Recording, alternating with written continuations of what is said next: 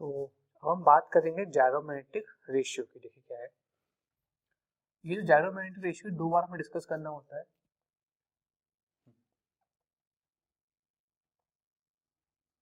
जायरोमैग्नेटिक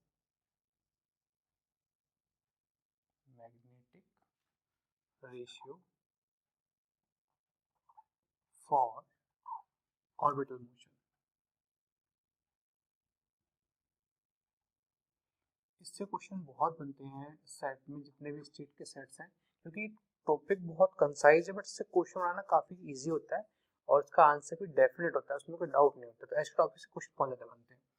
तो for orbital motion इसको इस टाइप से भी पूछा जाता है कि आप ऑर्बिटल एंगुलर मोमेंटम, ठीक है, और ऑर्बिटल जो आपका है मैग्नेटिक मोमेंट, इन दोनों का रेशियो क्या होता है, ऐसे भी क्वेश्चन पूछा गया है। तो क्या करते हैं, सबसे पहले कॉन्सेप्ट समझते हैं है क्या जायरोमैग्नेटिक रेशियो। मान लो आपको पता है इलेक्ट्रॉन है हमारे पास, ठीक है, अब इलेक्ट्रॉन रिवॉल्व कर रहा है, तो ऑर्बिटल मोशन में जब हम बात करेंगे तो सिर्फ इलेक्ट्रॉन के ऑर्बिटल मोशन की बात की जाएगी, ठीक है। देखो समझते हैं क्या है इसका मतलब। मान लो ये आपके पास इलेक्ट्रॉन है, अब ये इलेक्ट्रॉन क्या कर रहा होगा, किसी न्यूक्लियस के चारों ओर चक्कर लगा रहा होगा, है ना, ऐसे करके, ठीक है। तो यहाँ न्यूक्लियस का कोई रोल है नहीं, इसलिए इसको बनाते नहीं, सिर्फ इलेक्ट्रॉन की बात करते हैं। इलेक्ट्रॉन एक ऑर्बिट में घूम रहा है, हम क्लासिकली मानते हैं कि सर्कुलर ऑर्बिट में घूम रहा है या फिर इलिप्टिकल ऑर्बिट, जैसी भी ऑर्बिट हो, बट घूम तो रहा है। तो मान लो ये आपका इलेक्ट्रॉन था, अब ये इलेक्ट्रॉन कुछ ऐसे घूम रहा था, यहाँ पे मान लेते हैं इलेक्ट्रॉन घूम रहा है इस डायरेक्शन में, ये आपका इलेक्ट्रॉन है जो इधर ऐसे ऐसे घूम रहा है, ठीक है। जब इलेक्ट्रॉन मोशन करेगा तो इस इलेक्ट्रॉन एक चार्ज पार्टिकल है, इलेक्ट्रॉन के मोशन से क्या होगा, करंट फ्लो होगी। करंट फ्लो होगी इलेक्ट्रॉन के डायरेक्शन के अपोजिट, एक करंट फ्लो होगी, होगी कि नहीं होगी। भाई इलेक्ट्रॉन घूम रहा है तो ऑब्वियसली इस एक्सिस के अबाउट घूम रहा है, किसके अबाउट, न्यूक्लियस के अबाउट। जब ये घूमेगा तो एक चार्ज पार्टिकल मोशन करेगा, चार्ज पार्टिकल मोशन करेगा तो करंट फ्लो होगी, करंट फ्लो होगी तो एक मैग्नेटिक, जहां कहीं भी करंट फ्लो हो रही होती है वहां पे क्या होता है, मैग्नेटिक फील्ड जनरेट होता है। तो हम उस मैग्नेटिक फील्ड को ही देखेंगे क्या इफेक्ट डालता है।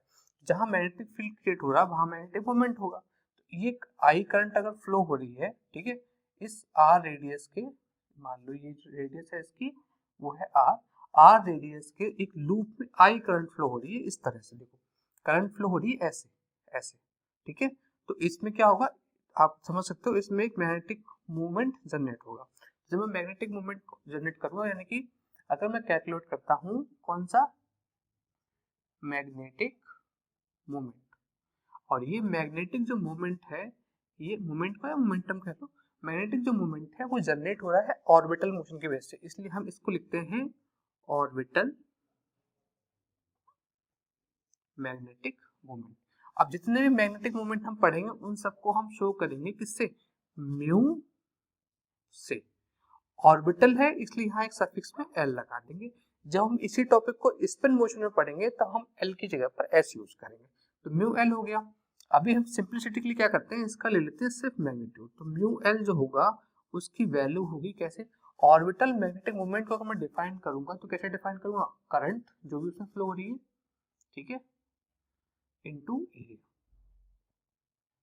अब ऑर्बिटल मैग्नेटिक मोमेंट को लिख लिया म्यू एल, करंट इसमें फ्लो हो रही है मान लो आई, और एरिया इसका कितना है मान लो ए, या फिर एरिया ही लिख लें, ठीक है। अब देखो आगे समझते हैं, जो करंट है आई, आपको पता है आई इक्वल होता है क्यू अपॉन टी, क्यू है चार्ज, तो चार्ज को मैं लिख सकता हूँ ई डिवाइड बाई टाइम पीरियड कितना होगा इस इलेक्ट्रॉन के मोशन करने का, टाइम पीरियड कितना होगा, तो आपको पता है टी इक्वल कितना होता है, टी इक्वल होता है 2 पाई आर अपॉन बी, ठीक है। जितना डिस्टेंस ट्रेवल किया अपॉन उसकी वेलोसिटी, डिस्टेंस अपॉन वेलोसिटी सबको मिल जाएगा टाइम पीरियड, उसको यहाँ पुट करें तो ई और ये भी ऊपर पहुंच जाएगा, तो E B upon 2 pi R. Area, इस लूप का जो एरिया होगा वो होगा पाई आर स्क्वायर। जनरली हम इस सीरीज में डेरिवेशंस करते नहीं, बट इसमें क्या है ना, हर 2-3 स्टेप के बाद में क्वेश्चंस पूछे गए हैं, इसलिए हम इसके स्टेप बाय स्टेप सॉल्व कर रहे हैं।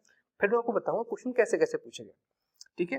तो ये बन गया आपका 1/2, पाई से पाई, आर से एक आर कैंसिल हो जाएगा, आपके पास बचेगा ई बाई ई अपॉन एम। तो इसको हम ऐसे लिखते हैं,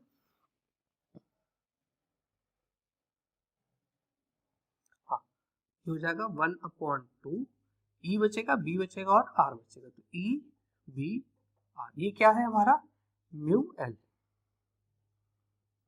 म्यू एल का मॉड, ठीक। तो हमें 1/E है। अब देखो इससे एक क्वेश्चन पूछा गया जस्ट अभी 2022 में जीडीसी में, उन्होंने पूछा कि जो मैग्नेटिक मोमेंट है ऑर्बिटल वाला, यानी ऑर्बिटल मैग्नेटिक मोमेंट जो इसकी रेडियस है ऑर्बिट की, उस पर किस तरह डिपेंड करता है। तो वहां पर ऑप्शन में आर भी था, 1/R भी था, √R भी था, 1/√R भी था। अब अगर आप ध्यान से यहाँ देखोगे तो समझ में आएगा, यही समझ लेते हैं। जो म्यू एल है वो आर के प्रोपोर्शनल नहीं है, क्योंकि वेलोसिटी भी आर पे डिपेंड करती है। कैसे डिपेंड करती है इसको समझते हैं। यहां तक ये हो गया, अब डेरिवेशन समझते हैं। हाँ, देखो ये जो म्यू एल है, अभी हम मैग्नीट्यूड की बात कर रहे हैं, तो आप मॉड ले लो या ना लो कोई फर्क नहीं पड़ता, हम इस समय प्रोपोर्शनलिटी देख रहे हैं। ये प्रोपोर्शनल है बी आर, ठीक है। अब जो वेलोसिटी होती है वो प्रोपोर्शनल होती है 1/n क्वांटम नंबर के, और जो आर होता है ये आर, ये हमारा n स्क्वायर के प्रोपोर्शनल होता है। अगर मैं इसको ऐसे लिख दूं कि जो हमारा n है वो प्रोपोर्शनल है √r के, और √r के मतलब हो गया, ये प्रोपोर्शनल हो गया 1/√r के। इसको जब मैं यहाँ पुट कर दूंगा तो ये क्वेश्चन कैसी बन जाएगी, जो मेरा म्यू एल है ये प्रोपोर्शनल हो जाएगा, एक तो आर ऐसा और बी की जगह पुट कर देंगे 1/√r। तो म्यू एल जो होगा ये एक्चुअल में प्रोपोर्शनल हो जाएगा √r के। यही आपका आंसर था, यहीं से क्वेश्चन पूछा गया था कि जो हमारा ऑर्बिटल मैग्नेटिक मोमेंट है वो आर पे कैसे डिपेंड करता है। आई होप ये चीजें क्लियर हो गई होंगी, ठीक है। इसका आप स्क्रीनशॉट ले लेना। अब आगे बढ़ते हैं। देखो म्यूएल आ गया मेरा ईवीआर। ये म्यूएल क्या है, ऑर्बिटल मैग्नेटिक मोमेंट। अच्छा, ये इलेक्ट्रॉन के मोशन की वजह से था, ठीक है। अब समझो, इलेक्ट्रॉन जब मोशन कर रहा है इसमें, तो एक पार्टिकल भी तो है इलेक्ट्रॉन, जब इलेक्ट्रॉन पार्टिकल की तरह मोशन कर रहा होगा तो हमारे पास एक मोमेंटम भी जनरेट होगा। कौन सा मोमेंटम, एंगुलर मोमेंटम। क्यों, क्योंकि रोटेशनल मोशन कर रहा है तो एंगुलर मोमेंटम जनरेट होगा। तो अगर मैं एंगुलर मोमेंटम का मैग्नीट्यूड लिखना चाहूँ तो जितने भी हमारे एंगुलर होंगे उनको हम एल से या एस से लिखेंगे, ठीक है। तो जब मैं ऑर्बिटल मोशन की बात कर रहा हूँ इसलिए मेरा ऑर्बिटल की वजह से एंगुलर मोमेंटम म्यू एल, इसकी वेलोसिटी इसकी वैल्यू कितनी होगी, M B R, M B R. Magnitude की बात की है, दिस अपॉन दिस अगर मैं करता हूं तो मुझे क्या मिल जाएगा, मुझको मिल जाएगा mu L divided by L vector. दोनों के मैग्नीट्यूड को मैंने डिवाइड कर दिया, यहां बचेगा ई अपॉन ट्वाइस एम, ठीक है। ये क्वेश्चन इंपॉर्टेंट है, बट इससे ज्यादा इंपॉर्टेंट क्या है वो समझते हैं। आप इसका स्क्रीनशॉट ले लो, फिर मैं उसको रफ कर देता हूँ। अभी देखो जो हमने ये ड्राइव किया है म्यू एल अपॉन एल, इसको जनरलाइज फॉर्म में लिख लेते हैं, तो ये बन जाएगा हमारा mu L divide by L vector.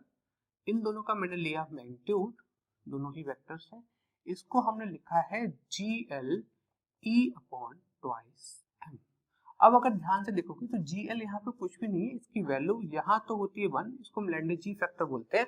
लेकिन जब हम इसी टॉपिक को पढ़ेंगे स्पिन मोशन के लिए, तब यहाँ पे जीएल की वैल्यू 1 की जगह 2 आ जाएगी, इसलिए थोड़ा जो है ना दोनों जगह एनालॉजी चल जाएगी इसलिए। तो जीएल आपका यहाँ पे हो गया म्यू एल इनटू एल।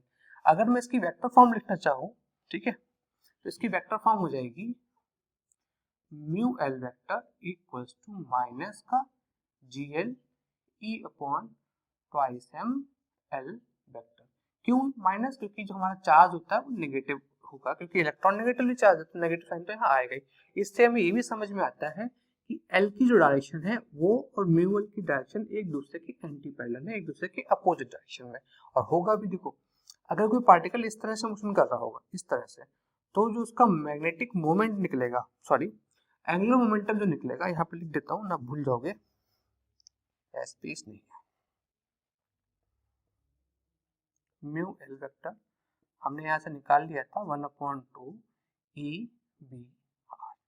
अब हम निकाल रहे हैं angular momentum due to orbital motion. कौन सा momentum, angular momentum,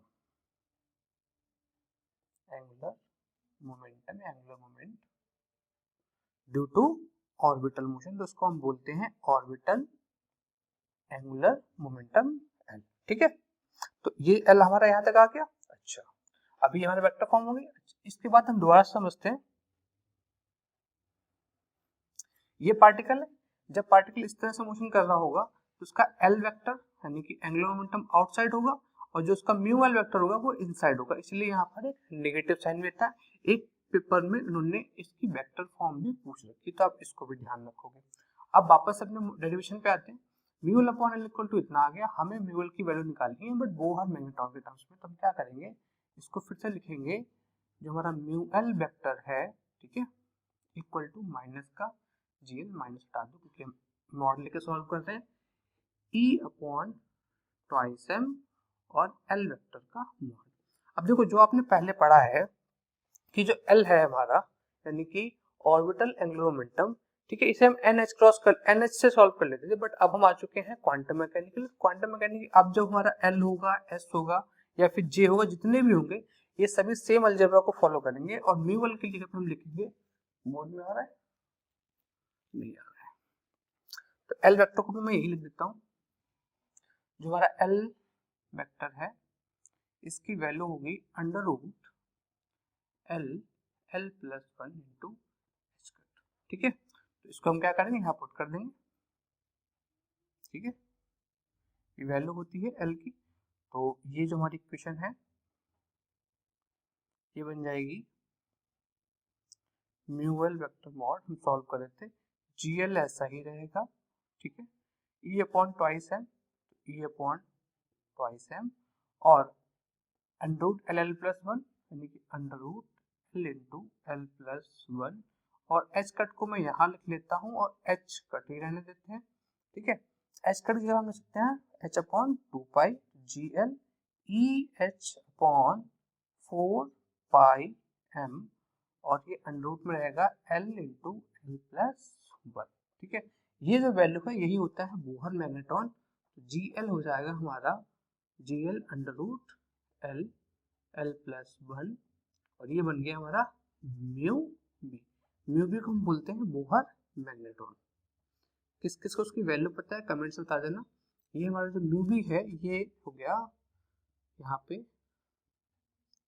mu B equal to E H upon four pi M, इसी को हम बोलते हैं बोहर मैग्नेट्रॉन, ठीक है। तो ये एक फाइनल क्वेश्चन आ गई, एक जगह पर उन्होंने डायरेक्टली ये क्वेश्चन पूछी हुई है, तो ये अभी HESC में शायद किसी ने पूछा है, इसमें उन्होंने ये वाली क्वेश्चन पूछी थी, ठीक है। तो ये आप आसानी से डेरिवेशन कर सकते हो, इसमें हर एक स्टेप पे कुछ ना कुछ वैल्यूज निकल रही हैं जो डायरेक्टली पेपर के पॉइंट ऑफ व्यू से इंपॉर्टेंट है। तो ये पूरा था आपका gyrometric ratio for orbital motion. GDC में जो क्वेश्चन आया था उसमें उन्होंने ये पूछा कि जो हमारा ऑर्बिटल मैग्नेटिक मोमेंट है इसका रेशियो कितना होता है ऑर्बिटल एंगुलर मोमेंट के साथ में। उन्होंने डायरेक्टली पूछा था, उन्होंने gyrometric रेशियो का नाम नहीं लिया था, उन्होंने बस ये पूछ दिया कि ऑर्बिटल मैग्नेटिक मोमेंट और इन दोनों का रेशियो क्या होता है। तो इन दोनों का जो रेशियो है वो होता है ई अपॉन ट्वाइस एम, क्योंकि जीएल की वैल्यू यहाँ 1 होती है।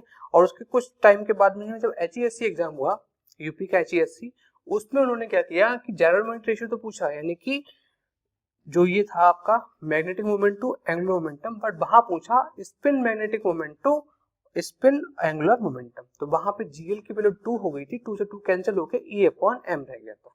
ये डिफरेंस है दोनों क्वेश्चंस में, ठीक है। ये पूरा आपका था gyrometric रेशियो। स्क्रीनशॉट ले लो फिर आगे बढ़ते हैं।